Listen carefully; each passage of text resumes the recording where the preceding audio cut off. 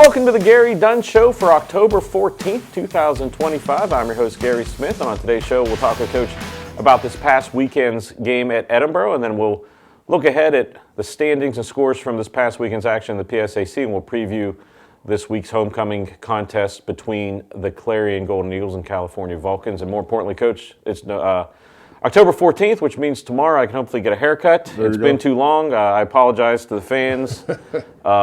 I have been trying to get rid of the gray. It's tough during the season to work that stuff into the schedule. I got you. I think we need to get a staff hair, like barber or like something like that. Yeah, something. We actually have one of our players, Cedric Vessa, is the team barber. So if you ever need Cedric, I think the rates are reasonable. Send him up. I'll just get a nice high and tight, and then we'll just be ready for the rest of the season. But Coach, enough of the nonsense about my hair. And again, I apologize. It's not a good look, but. This past Saturday had a tough road game against Edinboro, and as we talk every week, and it seems like we talked every year, we know the PSAC week in and week out is a grind, and unfortunately this past Saturday we walked right into a grind. Yeah, it just didn't play well enough to win. You know, give Edinboro credit. I think they had a good game plan, and I think they executed it, and we didn't play good enough or coach good enough to pull the victory out on the road. Our guys know that it's a fine line in this league between wins and losses, and every play can affect that game. At the end of the day, they made more plays than we did, and you know, we come up short on the short side. And despite the result, I mean, I really thought as a fan watching the game that the team fought hard. You got down 12-0, but then I really thought second quarter, Ratcliffe hits a field goal, makes it 12-3, and that kind of flipped the script. In that second quarter, I really thought the momentum was starting to come to the California sideline. Absolutely. We started slow on both sides. You know, we won our first coin toss and deferred, and they put a drive together. Offensively, we come out and we fumble a snap on second down. I think we had a penalty on first down. We just didn't come out strongly. That was actually our only punt of the day. Was after the first series. We punted it, and it was our only punt of the day. So we didn't start the way we wanted to. But I thought we carried the action in the second quarter. We end up scoring, some points. We get an interception. The end of that first half was crazy as crazy could be with the different things and the calls and it was crazy. But at halftime, we're good. We felt right where we needed to be. I think the score was 15-12 maybe. We didn't offensively. The story of the day was we didn't execute in the red zone. We had opportunities. I think we had to kick 3 field goals and we missed 1 field goal. When you do that, you're not going to win a lot of games. You got to score touchdowns when you get down there, and that was kind of the story of the offense. I thought the offense moved the ball. I thought they played well.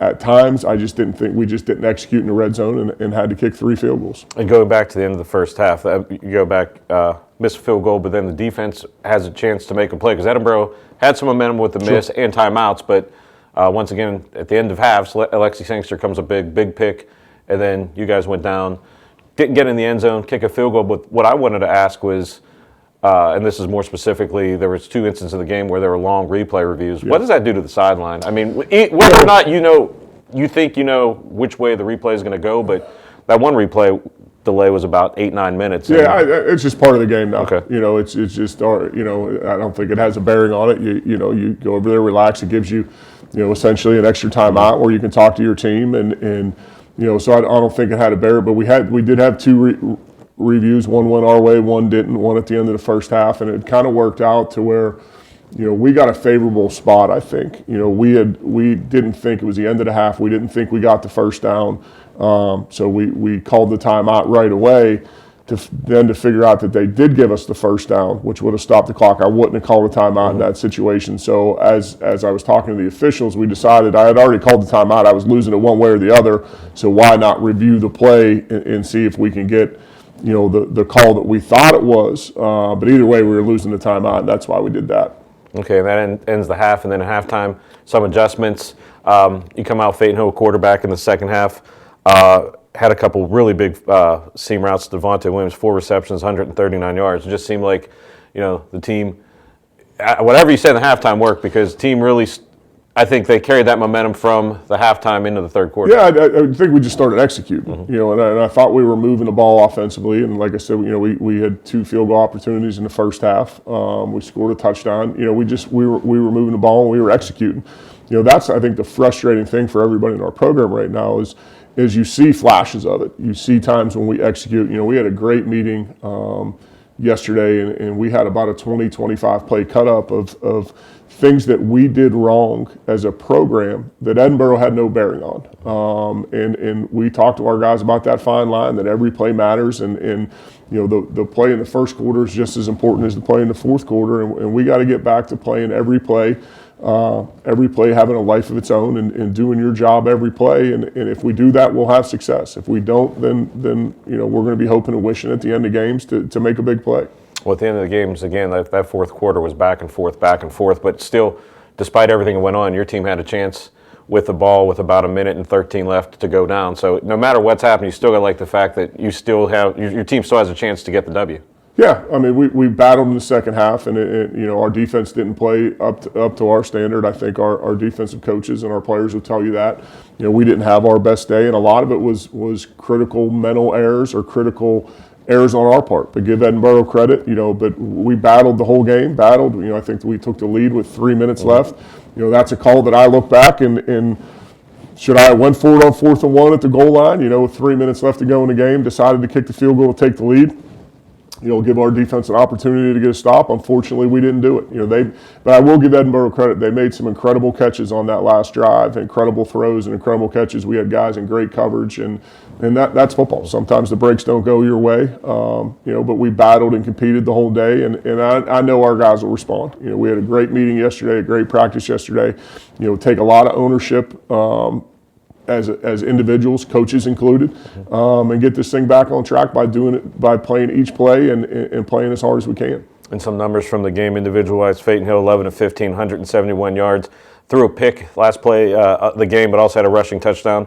Roman Purcell 14 of 21, 127 yards and a touchdown. And Coach, both your quarterbacks found 9 different receivers, which again, I think we say that every week is just that's a testament to the guys you're putting out on the field. Yeah, I just think we got some depth there. We're a little banged up there right now, and we got some young guys playing, and they're stepping up. At this point of the season, no one's a freshman. We were here for 3 or 4 weeks preseason camp. We're in week 7. It's nobody's a freshman anymore. Everyone's got to put their hand in the pile and contribute to us playing winning football. Leading receivers Dante Williams, 4 catches, 139 yards, but also he'll probably want this in there, 1 for 1, 7 yards on that wide receiver option play, and then defensively Sangster with 8 tackles and a pick in his 4th on the year. So that puts a wrap on this past weekend's actions at Edinboro. Let's take a look at the highlights, and then when we come back, we'll look at this upcoming week's opponent, the Clarion Golden Eagles. You're watching the Gary Dunn Show right here on CUTV.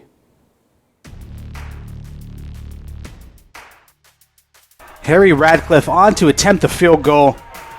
Kick is up from Radcliffe, and the kick is good. 12-3 now the score. Lewis in motion across the formation. Purcell rolling, finds Lewis, and Lewis waltzes into the end zone for the Vulcan touchdown.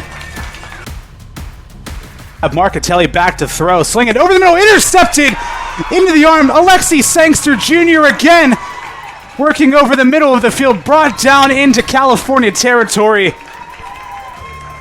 And who else? It's always him. All roads lead to Alexi Sangster Jr. Direct snap, and he's going to muscle his way into the touchdown, or in for the touchdown. Number 32, Jake Lehue, the tight end. 3rd and goal here for the Fighting Scots. Dinkins trying to muscle his way into the end zone, and does for the Fighting Scots touchdown. Hill rolling. Hill under a bit of pressure. Hill's going to take it himself, and Hill dives for the end zone, and it's going to be ruled a touchdown. California takes it in. Phaeton Hill with the score. Marcatelli hands to Robinson. Tries the right side, able to find a gap. Robinson down the field. Robinson has the speed. Can he go all the way? He will. Touchdown, Fighting Scots. Radcliffe to go up by 2. The kick is up, and it is good. 29-27, California the score. 3:21 remaining. Marcatelli throws it for the end zone, and wide open, and it's caught for the touchdown. Jeremiah Neely. Hill fires. Pass was long and over the top of Tyler Long and right into the hands of the Edinboro defender.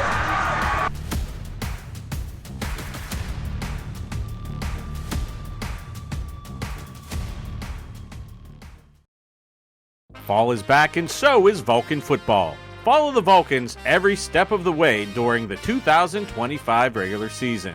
The season kicks off with a Thursday night clash versus Charleston. Then home September 13th versus Westchester.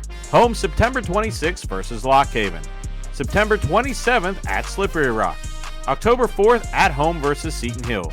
October 11th at Edinboro. Homecoming October 18th versus Clarion. At IUP October 25th. Home versus Frostburg State on November 1st. At Gannon November 8th. And the season finale at Shippensburg November 15th.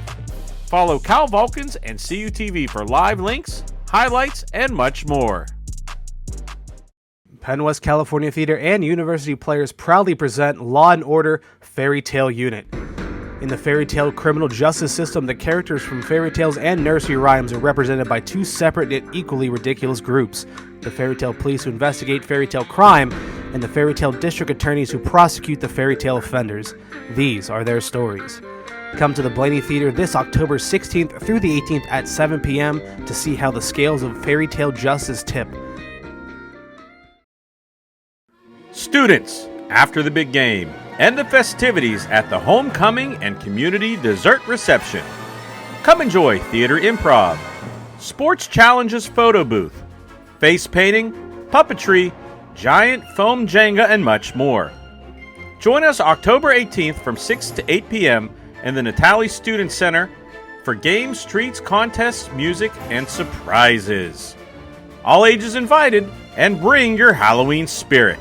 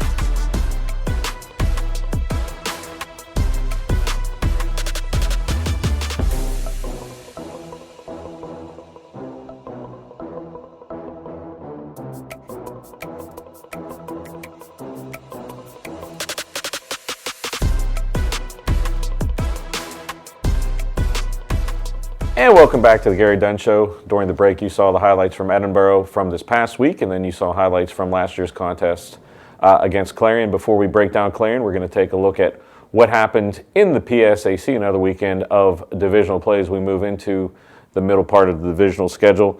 See on the scoreboard, Borough, Cal 33-29, Shepherd 28, Westchester 24, Shippensburg 41, Millersville 28, East Stroudsburg 38, Bloomsburg 35, Clarion 48, Gannon 46, Slippery Rock 49, Seton Hill 7, and then Kutztown 34, Lock Haven 7. We'll take a look at the updated standings, and everything's getting jumbled up as, again, we're in the middle of divisional play, Coach, and we know each week is so important because you can almost, depending on what happens, you can almost jump 1 or 2 spots one way or the other. Yeah, I mean, you got to play each week in this league, and you got to show up ready to play. And I think the rest of the way is going to be interesting. And the interesting thing about this week, it's homecoming once again this week, and we'll talk about homecoming stuff before we end the show. But the most important thing is the opponent, Clarion, coming into this game. They're 5-1 overall, 1-1 in the conference, coming off of a high-scoring, nail-biting win against Gannon.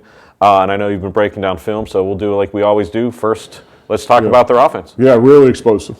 I think they're probably leading the league in scoring, or second in the league, scoring 38 points a game. Passing game's got it going. They're over 400 yards a game in average. They're throwing for quite a bit. Good balance. I think they're throwing for 260, running for 130, something like that. Good balance. Got skill guys all over the field. They've played a couple quarterbacks. Both have played really well. They're doing a really nice job offensively of scoring points, but also doing it with balance. Probably one of the better offenses that we've played so far. Probably the best offense that we've played so far. And we'll give their quarterbacks, and I'm not going to pronounce his name because I don't have to typically in my life as a director, so we'll let our announcers do that. But coming into this game, 72 of 109, 9 touchdowns for over 1,000 yards. And I know, as you mentioned, they played a couple due to some injuries.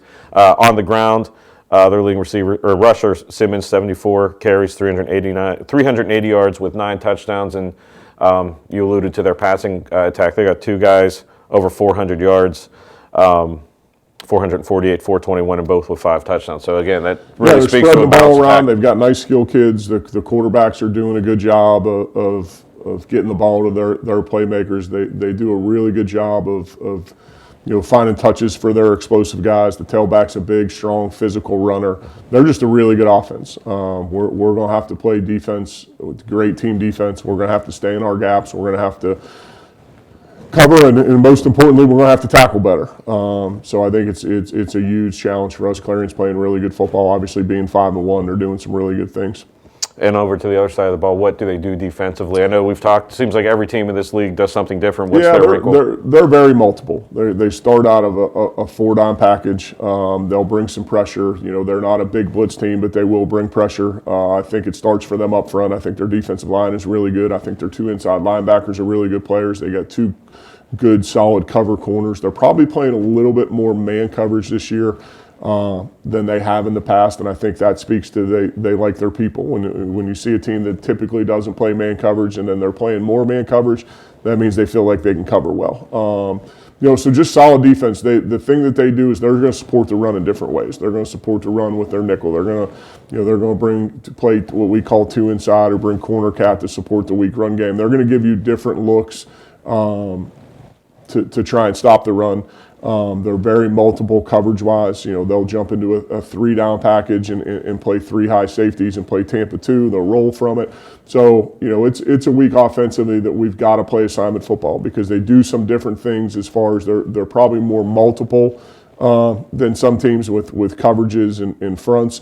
So we've got to play assignment football. And, the message to our guys yesterday was we got to do our job, and we got to do it the best of our ability. And if we do that, then we'll have a chance. If we don't, then like I said earlier, we're going to be hoping and wishing at the end of the game to make a play. So I know our guys will respond.